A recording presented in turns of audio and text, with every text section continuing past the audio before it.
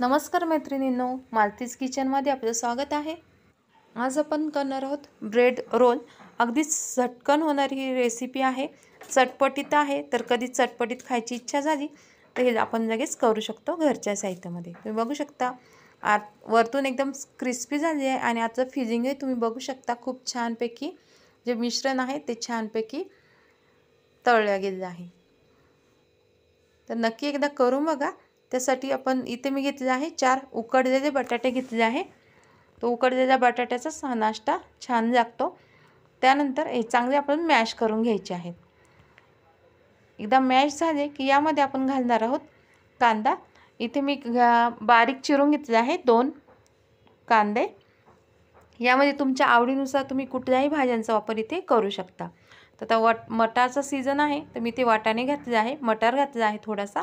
त्यानंतर 3 बारीक चिरलेल्या हिरव्या मिरच्या, त्यानंतर भरपूर सारी अशी कोथिंबीर। यामध्ये तुम्ही गाजर किंवा दुसऱ्या ज्या भाज्या आहेत त्याही घालू शकता। इथे मी घातलेला आहे अर्धा चमचा गरम मसाला, त्यानंतर थोडीशी हळद आणि इथे अर्धा चमचा मी चाट मसाला घातला आहे। चाट मसाल्याच्या ऐवजी तुम्ही इथे मॅगी मसाला सुद्धा घालू शकता, त्याची चव यामध्ये छान लागते। त्यानंतर अर्धा चमचा थोडंसं गरम मसाला वगैरे घालायचा, मॅगी मसालाही घातला, त्याची चव अजूनच छान लागते। चवीनुसार मीठ घालायचं आहे। त्यानंतर सगळं मिश्रण आहे आपल्याला व्यवस्थित मिक्स करून घ्यायचं आहे। तर चमच्याने मिक्स न करता हातानेच मिक्स करायचं, त्यामुळे काय होतं सगळ्या भाज्यांचं बाइंडिंग आहे ते व्यवस्थित येतं आणि बटाट्यामध्येच आपल्याला सगळं हे व्यवस्थित मिक्स करून घ्यायचं आहे, त्यामुळे बाइंडिंग खूप छान येतं।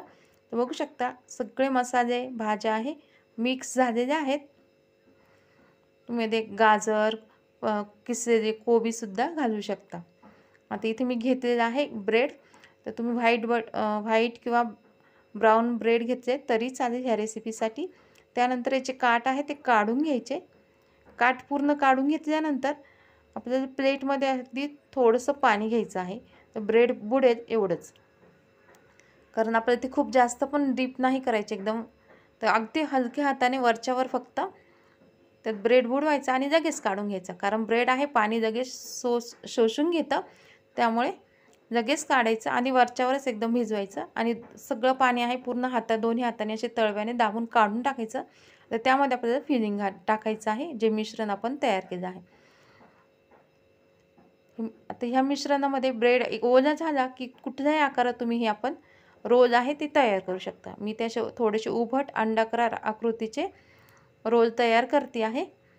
तर बघू शकता बरोबर ते व्यवस्थित ॲडजस्ट होऊन जातं एकदा ब्रेड ओला झाल्यानंतर। तर इथे असेच रोल सगळे मी करून घेते।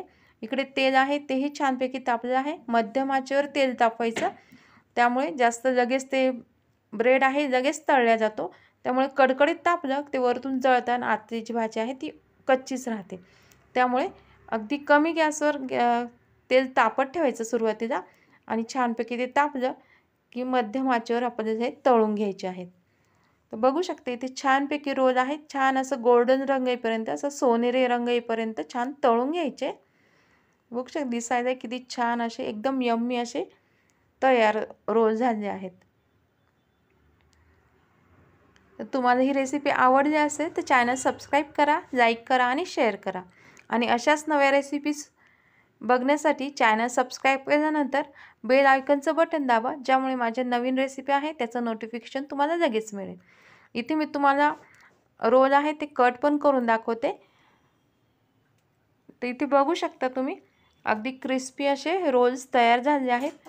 तर पीठ वगैरे न मळताच ब्रेडचे असे साधे आणि सोपे रोल तयार होतात, आपल्याला बाहेर जायची गरज नाही खाण्यासाठी।